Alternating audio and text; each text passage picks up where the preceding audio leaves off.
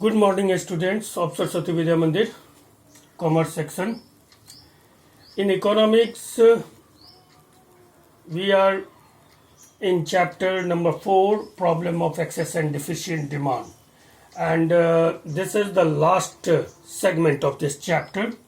And perhaps this is the last video of this chapter. After this, we make some numerical example based upon this chapter. In previous videos, we read about what is excess demand and what is deficient demand, and how the problem of excess and deficient demand were arise in an economy, and it's all due to inequilibrium, disequilibrium between aggregate demand and aggregate supply, and both situation later were known as inflationary situation in an economy or deflationary situation in an economy. And it is also known by us that both situations were not assuming as good for economy, because in both situations the productivity and growth of economy were impacted adversely. So every government tried to keep its economy from hyperinflationary situation or deflationary situation, and keep economy remain in the equilibrium situation. But it is very rare and very tough to remain an economy in equilibrium situation because of trade cycle or business cycle or trade cycle at world level or national level. Every economy either suffer from inflationary situation or deflationary situation, and no one economy can remain in the situation of equilibrium. And it is also known by us that in India, like the developing economy, there was slightly inflation is necessary for developing process, to accelerate the developing process. So a slight inflation, a minor inflation is necessary for these type of economy.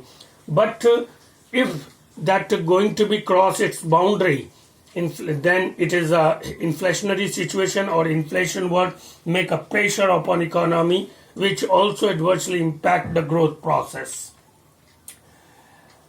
Now we are in this video going to be analyze or discuss over the measures to correct deficient and excess demand. Yani, in this video we are going to discuss over or make a conclusion over that how both situation, inflationary situation or deflationary situation, in another word we can say problem of excess and deficient demand, how it going to be solved, how going to be it measured. As we know that there were two types of measurement of this both problem, fiscal and monetary policies. Physical policy जिसको हम लोग राजकोषीय नीति भी कहते हैं, physical policy regarding government income and expenditure is known as physical policy. यानी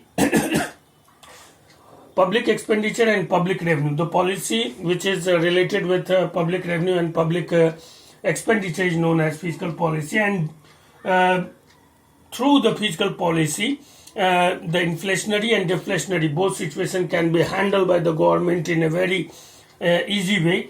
And what exactly the tools of fiscal policy? The tools of fiscal policy, first the government expenditure. And in both situations, the fiscal policy was same, but it acted in both situations, inflationary or deflationary situation, in opposite manners. And so we just have to remember the tools which is used under fiscal policy to control inflationary or deflationary pressure in the economy by the government. And that is one first tool is government expenditure. What about government expenditure? And what exactly do a government with its expenditure whenever there is a inflationary situation? So it is stated that whenever there is inflationary situation, government just used to reduce its expenditure. That it also reduce the supply of money and economy, and inflationary pressure were going to be decreased slightly and gradually. On the other hand, if there is deflationary pressure or deflation in an economy, government just used to increase the public expenditure or government expenditure to increase the supply of money in an economy and to minimize the impact of deflation. On the other hand, tax. The second tool was taxes. As we know that tax is the most important source of revenue of the government, and whenever there is inflationary situation, government used to rise the taxes, rise the rates of taxes, and it resulted in reduce in disposable income of the peoples, and it also minimize or decrease the pressure of inflation. In other situation, if economy suffer from deflation, at that time government used to decrease the tax rates and which resulted in increase the disposable income. ये इसका impact होता है disposable income पे. Disposable income जो है वो तेजी से बढ़ जाएगा. अगर डिफ्लेशन में टैक्स रेट्स कम कर देंगे, डिस्पोजेबल इनकम बढ़ जाएगा और इकोनॉमी में मनी फ्लो बढ़ जाएगा. गवर्नमेंट एक्सपेंडिचर का डायरेक्ट संबंध था सप्लाई ऑफ मनी से. तो अगर गवर्नमेंट एक्सपेंडिचर बढ़ते हैं, सप्लाई ऑफ मनी बढ़ता है, और गवर्नमेंट एक्सपेंडिचर घटते हैं, सप्लाई ऑफ मनी घटता है. And inflationary and deflationary pressure, both pressure were related with aggregate demand. Whenever there is aggregate demand higher, then there is the inflationary pressure. When there is aggregate demand is lower than the aggregate supply, there is deflationary pressure. And aggregate demand is directly related with the supply of money. So the main tools of fiscal policy were going to be attacked directly on supply of money, and it control and regulate the supply of money through its policy. Third is public borrowing or public debt. Whenever governments see that there were inflationary pressure, then in that situation government used to borrow from people, and in that situation government absorb most of liquid from market, and it reduced the pressure of inflation. Fourth is borrowing from RBI. It is another tool which is used by government under fiscal policy to control inflationary or deflationary pressure.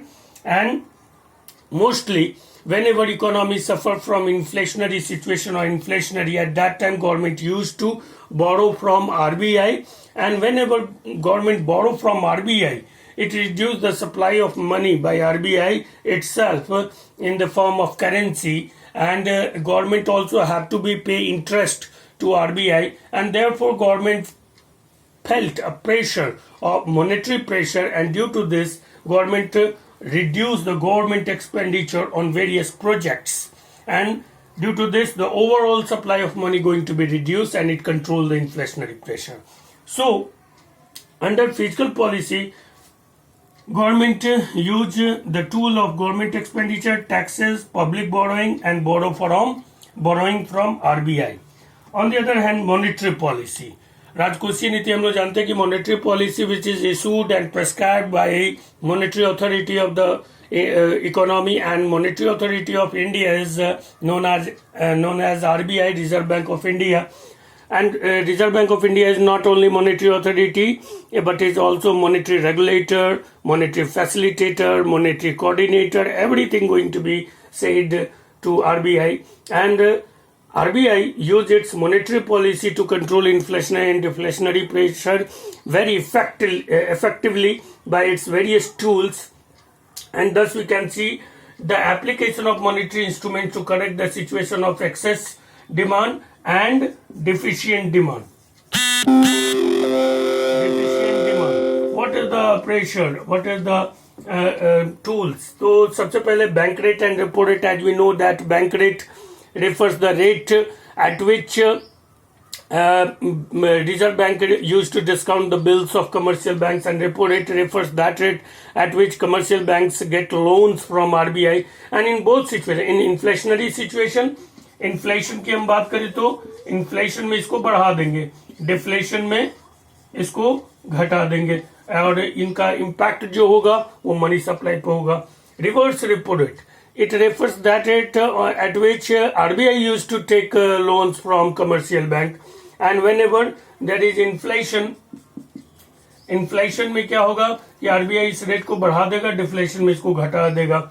Open market operations. Through open market operation, RBI used to sell bonds, securities, and papers to absorb the extra liquidity from economy and from market. And whenever there is inflationary situation, RBI used to sell the bonds and securities to the general people and financial institution and peoples to absorb extra liquidity. And whenever there is a deflation or deflationary situation, RBI once again came to purchase that bonds and securities to create extra liquidity. That is open market operation. इसमें inflation में वो sell करेगा और deflation में वो purchase करेगा. Cash reserve ratio, as we know that cash reserve ratio refers that ratio which commercial bank have to be kept with RBI anytime, and whenever there is inflationary situation, cash reserve ratio को बढ़ा देगा. वो thus commercial banks have to be kept more and more liquid cash money to RBI, and whenever there is a deflationary situation, RBI used to reduce the cash reserve ratio. Same as the statutory liquidity ratio, both are the parts of LRR, liquidity reserve ratio, and SLR refers that part of total deposit which a commercial bank had to be kept with themselves only, and any time. And whenever there is inflationary situation, RBI used to increase the SLR, and deflationary situation, it is going to be reduce the SLR. Margin requirements refers the requirement which is needed to get some total of amount as a loan, and that the percentage which have to be kept with banking system as a security, that margin, that percentage is called margin requirement. And whenever there is an inflationary situation, that margin requirement is going to be increased by RBI, and whenever there is deflationary situation, that margin requirement is going to be decreased by RBI.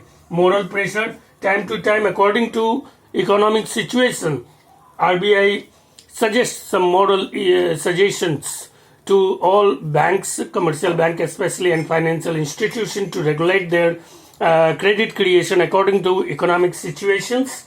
And after that, at last, credit rationing. Credit rationing is a process in which generally banking system used to a process of delaying to advancing loans to other persons because they open only a single window system for advancing loans to other person or credit creation. So this credit rationing were going to be delay the process of credit creation and advancing loan, and due to this, in inflationary situation, there is some help towards that method.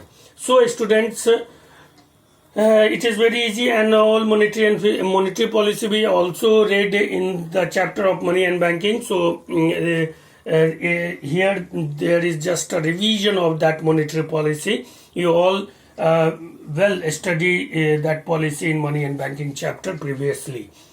Now we come and the point that in this way that chapter problem of excess and deficient demand was going to be end. And now I hope that you all make your home notes of this chapter in your homework notebook, and also remember the various points, because the various important question consist of this chapter, which is asked in board examination several years. So you also have to make a proper understanding on this chapter, make some graphs, a clear perception towards graphs, and make the whole notes in your homework book. And also remember, till then, bye, stay home, safe home.